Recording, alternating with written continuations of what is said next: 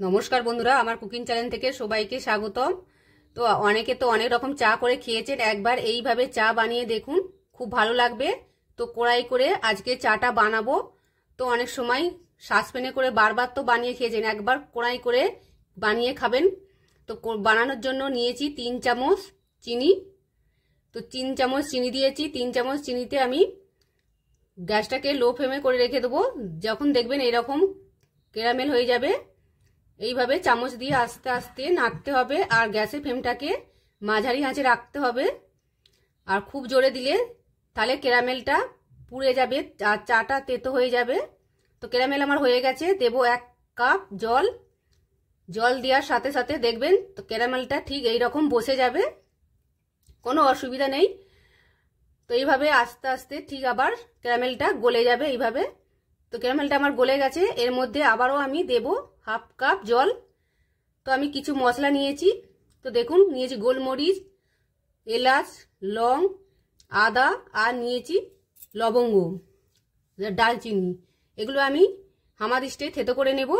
তো হামাদিস্তে থেতো করে নিয়েছি। এবার আমি গরম মশলাগুলো দিয়ে দেব, আদাটাও আমি দিয়ে দেব এর মধ্যে, দিয়ে আমি 1 মিনিট ফুটিয়ে নেব।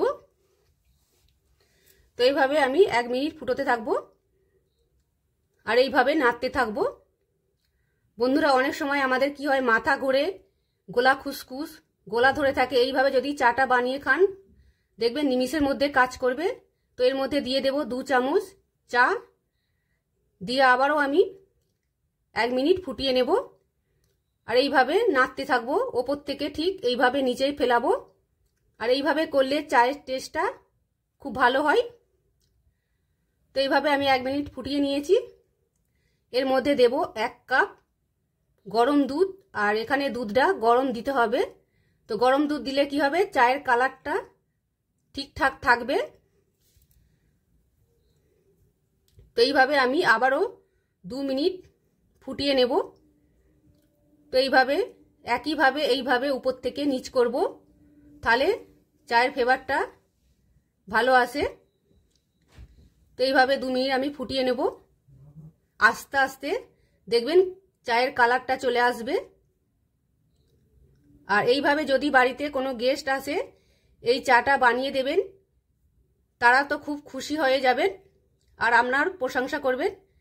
তো চাটা আমার রেডি হয়ে গেছে, আমি ছাঁকনি দিয়ে ছেঁকে নেব। আর আজকের আমার রেসিপিটা কেমন লেগেছে আমাকে কমেন্ট করে জানাবেন। আর আপনারা যদি কড়াইয়ে চা করে খেয়ে থাকেন, তাও আমাকে কমেন্ট করে জানাবেন। তো দেখুন, আমি 2 কাপের মধ্যে ঢেলে নিয়েছি, আর দেখতেই পাচ্ছেন চায়ের কালারটা কতটা সুন্দর হয়েছে। আর ভালো লাগলে আমার চ্যানেলটাকে সাবস্ক্রাইব করার অনুরোধ রইল। আর আমার চ্যানেলে নতুন হলে চ্যানেলটাকে সাবস্ক্রাইব করবেন। সকলকে ধন্যবাদ।